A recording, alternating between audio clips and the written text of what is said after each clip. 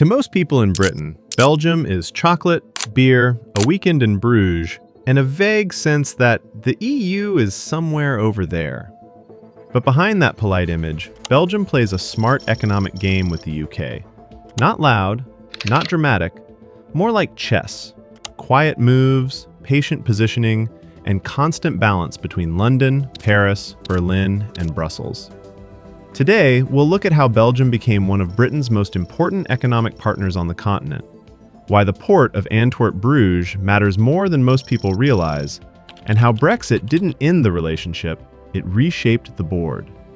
Once you see the trade routes, financial links, and the way EU rules and British interests collide and cooperate, Belgium's outsized role in Britain's economic future becomes hard to ignore.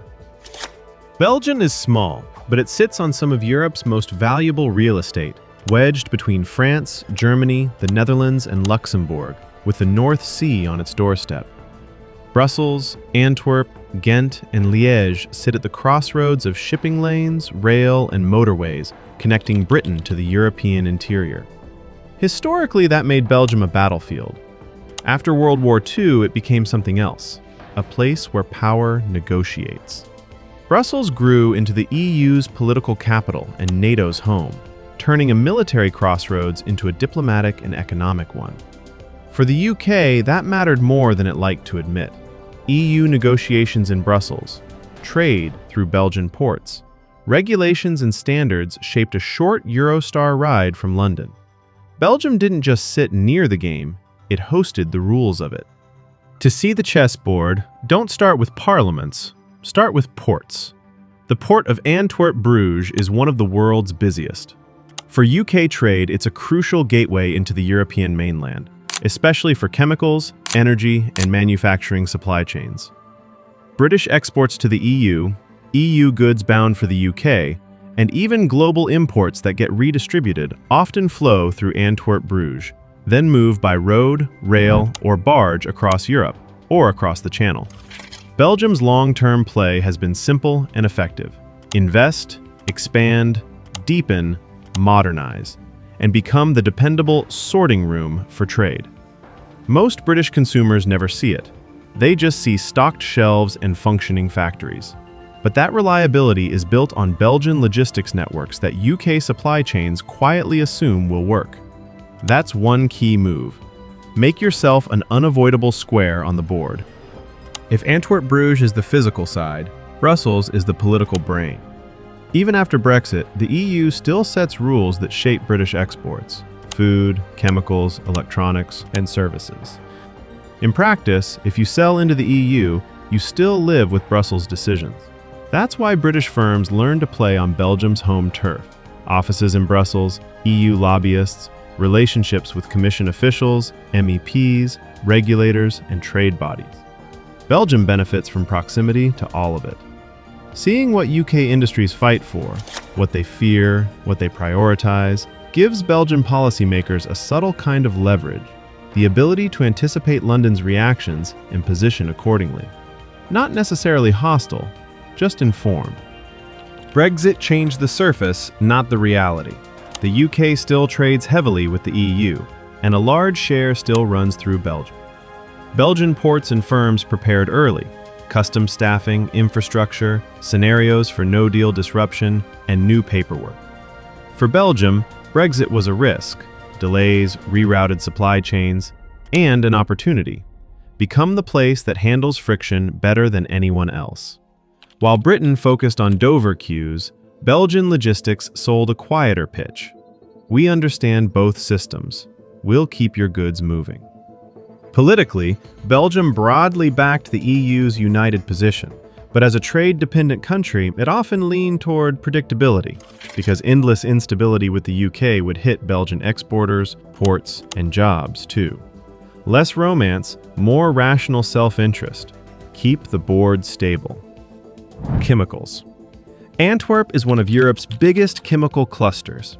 UK chemical firms buy inputs from it, sell into it, and build supply chains around it. A single product can cross borders multiple times, refined in Belgium, transformed in the UK, shipped back through Belgium into the EU.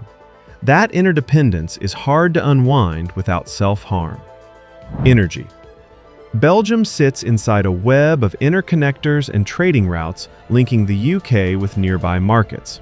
Price shocks and supply shifts create constant rerouting, contracts, hedges, flows. Belgium's location makes it a key node in that adjustment. Services and finance. Brussels is also a services hub. Law, compliance, consulting, financial services tied to EU regulation. Post-Brexit, some UK institutions moved parts of operations into the EU. Belgium wasn't the biggest destination, but it gained niches. Its pitch isn't replace London, but offer a stable EU base that works with London. More interdependence, not a clean break. English is widely used in Belgian business and institutions, so careers flow both ways. Diplomats, lawyers, consultants, researchers, engineers, many built around Brussels' role in EU governance. Brexit added friction, visas, permits, qualifications, but it didn't erase networks. And in modern economics, networks often matter as much as tariffs. Belgium's advantage is structural. Hosting global institutions attracts international talent, including British talent, which keeps UK interests present in the ecosystem even without formal seats at the table. This isn't friend versus foe.